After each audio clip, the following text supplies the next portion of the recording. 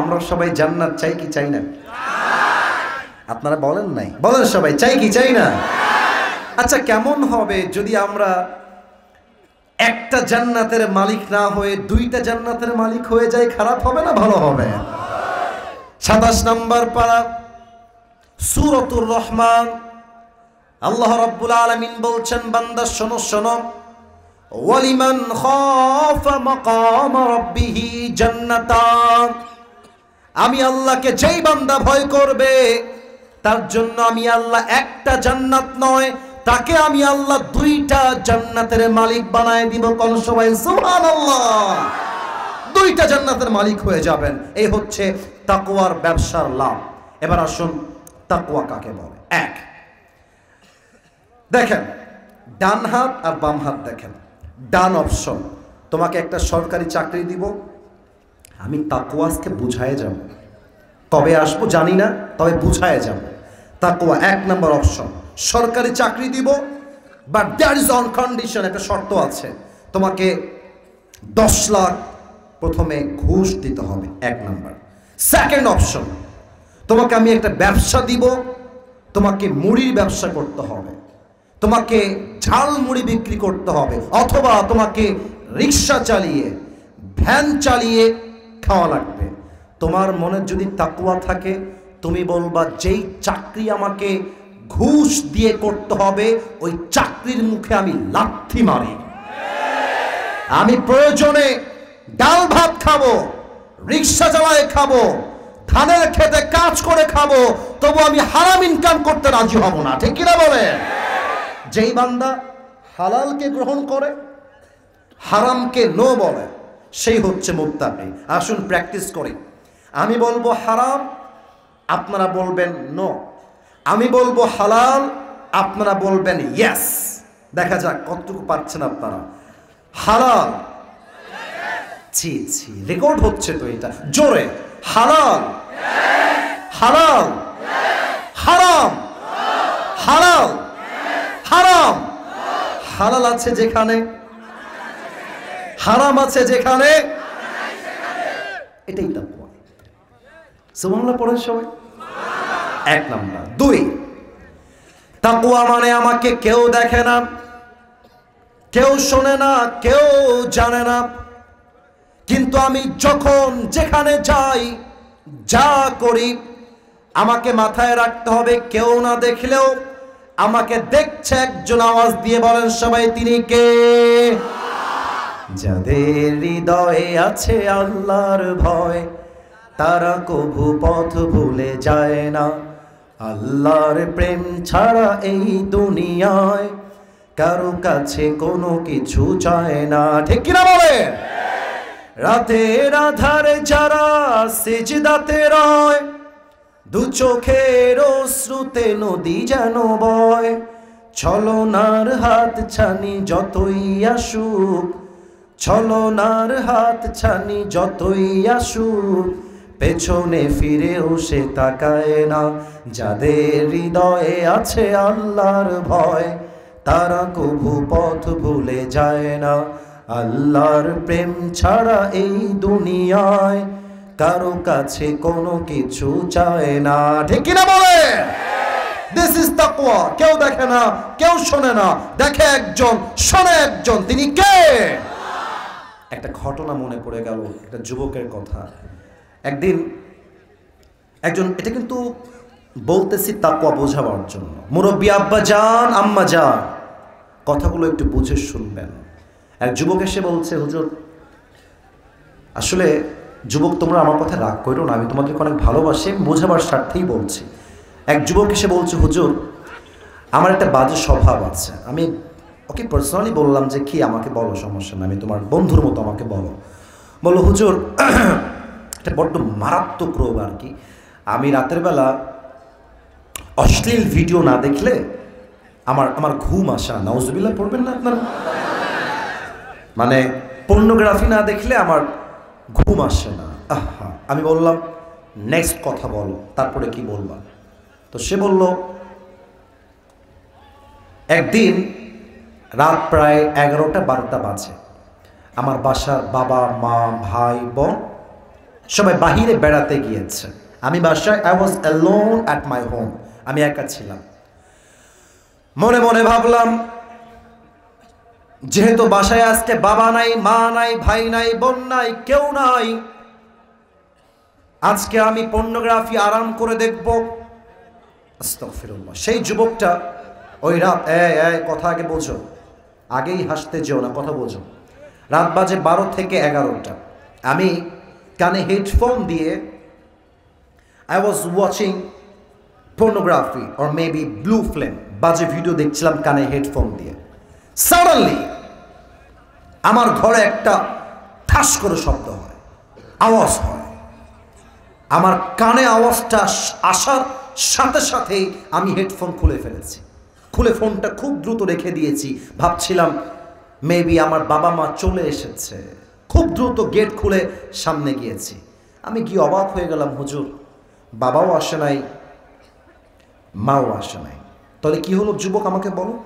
তো বলছে, হুজুর আমি দেখলাম ছোট্ট একটা বিড়াল লাফাতে গিয়ে মগের গ্লাসটা নিচে ফেলায় দিয়েছে, এখান থেকে আওয়াজ আসছে।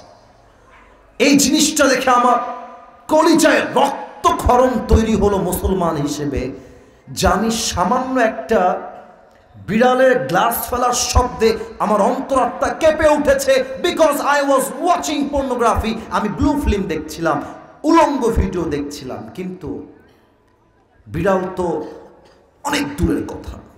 আমি যখন পর্নোগ্রাফি দেখছি, রুমের door is locked, window is locked, জানালাও বন্ধ, দরজাও বন্ধ, বিড়াল নাই, বাপ নাই, মা নাই, বউ নাই, বাচ্চা নাই, কেউ নাই। বাট আমাকে সেই মুহূর্তে দেখছেন একজন, তিনি কে? হুজুর বিশ্বাস করেন, ওই চিন্তা আমার মাথায় যখন থেকে আসছে যে আল্লাহ আমাকে দেখছেন, আল্লাহ আমাকে দেখছেন, একদিন হিসাব হবেই। তারপর থেকে নিয়ে আজ অব্দি কখনো আমি আর অশ্লীল ভিডিও দেখি নাই। সুবহানাল্লাহ। তোমরা যখন ইউটিউবে ঢোকো, ফেসবুকে ঢোকো, টিকটকে ঢোকো, ইনস্টাগ্রামে ঢোকো, না চাইলেও বাজে ভিডিও তোমার সামনে চলে আসে। চলে আসাটা দোষের নয়, আসার পরে তুমি ক্লিক করলা কিনা, তুমি সেই ভিডিও দেখলা কিনা, এটাই প্রমাণ বহন করবে তোমার তাকওয়ার প্রমাণ। ঠিক কিনা বলে? কেউ দেখে না, কেউ শোনে না, শোনে একজন, দেখে একজন, তিনি কে? এবার বলেন তো, ইসলামের দ্বিতীয় খলিফা নাম কি ছিল? কে বলতে পারে? ওমর ফারুক। আসতে না, একটু জোরে বলেন, ইসলামের দ্বিতীয় খলিফার নাম ওমর। এবার আমার দিকেও দেখবেন সবাই, একটু আমার দিকে দেখবেন। এটা চেহারা দেখার জন্য বলছি না, হাদিস বলবো। জাস্ট একটা প্রশ্ন করতে চাই, মুরব্বী আব্বা জান, ও আব্বা জান, ও যুবক ভাইরা, একটু আমার দিকে তাকিয়ে একটা উত্তর দাও। আমি যে ড্রেসটা পরে আছি, আচ্ছা একটু জানি আপনারা সঠিক উত্তর দিবেন, তবে একটু ব্যাখ্যা আছে তো তাই জিজ্ঞেস করছি। একটু তাকান তো, এটা কি পাঞ্জাবি না জুব্বা? হ্যাঁ হ্যাঁ, জুব্বা, মাশাআল্লাহ। ঠিক আছে, আবার বলেন, পাঞ্জাবি না জুব্বা? আব্বাজান, পাঞ্জাবি কেমন হয়? হাঁটু বরাবর অথবা হাঁটুর এতটুকু। যেটা হাঁটু বরাবর হয়, this is called short Punjabi. যেটা হাঁটুর নিচে যায়, this is called long Punjabi. Short, long. কিন্তু জুব্বা অলওয়েজ সেম হয়। কেমন? এই যে টাকনু বরাবর পুরোটাই গোল ঘেরা। ওমর ফারুক রাদিয়াল্লাহু তাআলা আনহু জুমার খুতবা দিচ্ছেন মসজিদের মেম্বারে দাঁড়িয়ে। হঠাৎ করে এক সাহাবী মাঝ থেকে দাঁড়িয়ে গিয়েছে, দাঁড়িয়ে বলছে, ইয়া ওমর, তোমার যে জুব্বা তুমি পরে আছো আজকে, এই জুব্বা এত লম্বা কেন ওমর? তুমি কি রাষ্ট্রের টাকা মেরে খেয়েছো? নাউজুবিল্লাহ পড়বেন না? এই দেখেন, আমাদের বাংলাদেশে 5 আগস্টের পূর্বে আমরা দেখেছি পাতি নেতা ভাবে ওর পা মাটিতে পড়ে না। ইভেন আমি খুব খেয়াল করেছি, মাহফিল চলছে, তাফসীর করছে বক্তা, কোন পাতি নেতা এসে এমনি ঠাস করে একটা মাইকে বাড়ি দেয়। কোন বাপের বেটা থাকলে আজকে আসেন, আসেন, আমরা বসে আছি, আসেন। আপনার পিঠের চামড়া একটাও থাকবে না ওগার ভাইরা। আওয়ামী লীগ বিএনপি বুঝি না। কোরআনের পক্ষে বলবেন আপনি আমার বন্ধু, কোরআনের বাহিরে যাবেন আপনার সঙ্গে আমার যুদ্ধের ঘোষণা হয়ে যাবে। কোন দলমত বুঝি না, সোজা কথা। আল্লামা দেলোয়ার হোসেন সাইদি হুজুর কি সুন্দর করে বলতেন, তোমরা আমাদেরকে হক কথা বললে গালি দাও, রাজাকার বলে, জঙ্গিবাদ বলে, মৌলবাদ বলে। তবে যতই মৌলবাদী বলো আমরা রাগটা করি না। কেন করি না? মৌল। আজকে আজহারী সাহেব ময়মনসিংহের মাহফিলে এটাই বলেছেন, এটা আমি এখনই শুনে আসলাম। মৌলবাদী বলে গালি দেয় কারণ আমরা সবাই মূলবাদী, আমরা হকের গোড়ায় দাঁড়িয়ে আছি। আর যারা আমাদেরকে মৌলবাদী বলে গালি দাও তারা সবাই গাছের আগাবাদী। বলেন তো, বুঝে থাকলে গাছের আগায় শক্তি না গোড়া? আরে কথা কোন আগায় না গোড়ায়? আল্লামা দেলোয়ার হোসেন সাইদি হুজুর বলতেন, তোমরা থাকো গাছের আগায়, মারামারি বেশি কইরো না, জুলুমের রাজনীতি কইরো না, আলেমদেরকে ধরে জেলখানায় বন্দী করো না। বেশি মারামারি করলে 18 কোটি মানুষ গাছের গোড়ায় একটা ঝাঁকুনি মারবে, মামুর বাড়ি দিল্লি গিয়ে পড়বা, দিল্লি গিয়েই তারা পড়েছে।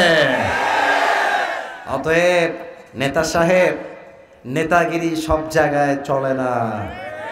নেতাগিরি বাহিরে দেখাবেন, চামচার কাছে নেতাগিরি করবেন, তাফসীর মাহফিলে নেতাগিরি করতে আসবেন, পায়ের হাড্ডি ভেঙে আমরা রেখে দিব যুবক ভাই। ওমরে ফারুককে এত বড় বাজে কথা বলেছে, আপনি কি রাষ্ট্রের টাকা মেরে খেয়েছেন? আরে কে এটা? অর্ধ জাহানের প্রধানমন্ত্রী। Could you imagine that? How much powerful he is, কত ক্ষমতা তার হাতে। এই কথা শুনে ওমরে ফারুক তো চাইলে বলতে পারতেন তাকে তোমরা হত্যা করে ফেলো, তো বাজে কথা কেন বললো আমার সামনে? কিছুই বলেন নাই, just he was smiling like this, এমনি একটা মুচকি হাসি দিয়েছেন। আর ওমরে ফারুকের ডান পাশে তার ছেলে ছিল, নাম হলো আব্দুল্লাহ ইবনে ওমর। আব্দুল্লাহ বলছে, এই ভাই কাকে কি বলছেন, বসেন। আমার বাবার জুব্বা লম্বা কেন হয়েছে, লেট মি এক্সপ্লেইন, আমি আপনাকে ব্যাখ্যা দিচ্ছি। ওই যুবকটা চুপ করে বসে গিয়েছে। ওমরে ফারুক রাদিয়াল্লাহু তাআলা আনহুর সন্তান দাঁড়িয়ে গিয়েছে, ডাক দিয়ে বলছে, ভাইজান প্রত্যেক বছর রাষ্ট্র থেকে আমরা 2টা জামা পাই, একটা বাপ পায়, একটা আমি পাই, কিন্তু এই বছর জুব্বা একটু ভুল হয়ে গেছে। আমার আব্বা হাইট লম্বা, কিন্তু যে জুব্বাটা এসেছে এটা শর্ট। জুব্বাটা কত শর্ট দেখেন, জুব্বা পড়েছে বাট জুব্বাটা এই হাঁটুর এই বরাবর এসে আটকে গেছে, সাইজে ছোট। আচ্ছা বলেন, একটা দেশের প্রধানমন্ত্রী একটা জুব্বা যদি পরে পাঞ্জাবির মতো, তার ব্যক্তিত্বের সঙ্গে এটা কি যায়? যায় যায় যায় না, যায় না। তো উনি চাইলে কয়েক লাখ টাকা দিয়ে আর নতুন জুব্বা বানাইতে পারতেন, বানান নাই। This is the message. উনি বললেন, বাবা তোমাকে যে জুব্বাটা দেওয়া হয়েছে আব্বা, ওইটা আমার কাছে নিয়ে আসো। ছেলে জুব্বা নিয়ে আসছে, বলছে আব্বা দর্জিকে ডাকো। দর্জি এসেছে, বলছে আব্বা তোমার জুব্বার নিচে যে গোল রাউন্ডটা আছে এটা কেচি দিয়ে কেটে ফেলো, এবং কেটে ফেলার পরে আমার জুব্বা যে শর্ট হয়ে গেছে ওখানে তালি দিয়ে পট্টি দিয়ে জুব্বাটাকে লম্বা করে দাও। সুবহানাল্লাহ। তালি দিয়েছে জুব্বায়, তালি দিয়ে জুব্বা দেওয়ার পড়ার জন্য জুব্বাটা হালকা লম্বা হয়ে জাস্ট লাইক দিস ঝুলে গেছে নিচের দিকে। আর রাষ্ট্রের লোক বলছে, অমর তুমি কি রাষ্ট্রের টাকা মেরে খেয়েছো? জুব্বার সাইজ লম্বা কেন? আর সন্তান ডাক দিয়ে বলছে, বাবার জুব্বা লম্বা এই জন্য কারণ বাবা আমার জুব্বার থেকে কাপড় কেটে জুব্বা পরিধান করেছে, তবে রাষ্ট্রের টাকা 1 পয়সাও মেরে খায় নাই, কারণ আমার আব্বার হৃদয়ে ভয় আছে এক সত্তার, তিনি কে? এই ভয় যদি আমার মাননীয় কনফার্ম জান্নাতি আপা শেখ হাসিনার মনে থাকতো, দেশটা আজকে দেউলিয়া হয়ে যেত না। এখানে বিএনপির লোকও থাকতে পারেন, আওয়ামী লীগের লোকও থাকতে পারেন। আপনি চাই আওয়ামী লীগ হন, চাই বিএনপি হন, আপনি এইটা বলতে বাধ্য, বিগত 16 বছর এই দেশ থেকে হাজার হাজার কোটি টাকা বিদেশের মধ্যে পাচার হয়ে গিয়েছে নওগাঁর ভাড়া। আপনারা একটা নাম বলছে, দেখেন তো আপনারা মনে করতে পারেন কিনা, ঢাকার মেট্রো রেল নাম মনে পড়ে? হ্যাঁ মনে পড়ে। আমি আসলে ভাই এখানে কোনো রাজনৈতিক বক্তব্য দেওয়ার জন্য কিন্তু আসি না, তবে যা বলবো কার গায়ে লাগবে ডাজন্ট ম্যাটার, হক কথা বলতে কোনো আপোষ করা যাবে না। আমার মনে আছে এটা মেবি 3 আগস্ট অথবা 4 আগস্টের কথা। তো মেট্রো রেলে আগুন লেগে গেল। আগুন লাগার পরে আমাদের যিনি নেত্রী ছিলেন, কোনো সমস্যা কোনো সমস্যা হলে আমাকে বলতে হবে, বাট বাধা দেওয়ার মতো ভুল কিন্তু কইলেন না। যেই বাধা দেবে তার পিঠের চামড়া একটাও থাকবে না নওগাঁর ভাড়া আমার। আপনারা বাধা দিবেন না আমি জানি, আপনারা অন্য বিষয় আলাপ করছেন, যে সাবধান করে দিলাম। আর হ্যাঁ মাথায় রাখবেন, এখানে আসছি এই নিয়ত করে, হয় জীবন থাকবে নয় আল্লাহর রাস্তা শহীদ হয়ে বাসায় ফিরে যাব। আমাদের আপা মিডিয়ার সামনে একটা সম্মেলন করলেন। আমি তো অভিনয় করতে পারি না, তবু একটু দেখাচ্ছি আর কি। তো আপা এভাবে নাকে এরকম করে বলছে যে আমার এটা ঠিক করতে, কি বলবো, প্রায় নাকি 30 লাখ টাকা লেগে যাবে, অনেক লাখ টাকা লাগে, 3 কোটি বলছে, 3 কোটি লাগবে। তা আমি ভাবলাম যে না, ছাত্ররা কাজটা একদমই ঠিক করে নাই। পরে গিয়ে আমি দেখলাম ওই মেট্রো রেল 3 কোটি তো বহুত দূর কি বাত হ্যাঁ, মাত্র 20 থেকে 30 লাখের মধ্যেই ঠিক হয়ে গেছে। 27 লাখ, এই যে আমার পাশে তথ্যের মানুষ বসে আছে। তো যেই ব্রিজ বা যেই মেট্রো রেল ঠিক করতে উনি 27 লাখকে 3 কোটিতে নিয়ে যায়, একবার ভাবেন সেই মানুষটা 16 বছরে কত কোটি মারতে পারে নওগাঁর ভাড়া। অতএব দল বুঝি না, মত বুঝি না, আগামীর বাংলাদেশে এমন একজন প্রধানমন্ত্রী চাই যিনি কোন নারী নয়, তিনি একজন পুরুষ হবে নওগাঁর ভাড়া। আর আমার দেশের প্রধানমন্ত্রী যেন তেন হলে চলবে না, তার যোগ্যতা হওয়া লাগবে এমন যোগ্যতা, তিনি চাইলে জাতীয় সংসদে দাঁড়িয়ে জাতির পক্ষে বক্তব্য দিবেন, এবং তিনি চাইলে ঢাকার জাতীয় মসজিদ বাইতুল মুকাররমে দাঁড়িয়ে জুমার খুতবা দেওয়ার যোগ্যতাও রাখবে। কারা কারা একমত, দুটো হাত তুলে আল্লাহকে দেখা দাও। মাশাআল্লাহ, আল্লাহ কবুল করুক, পড়েন সবাই আমিন।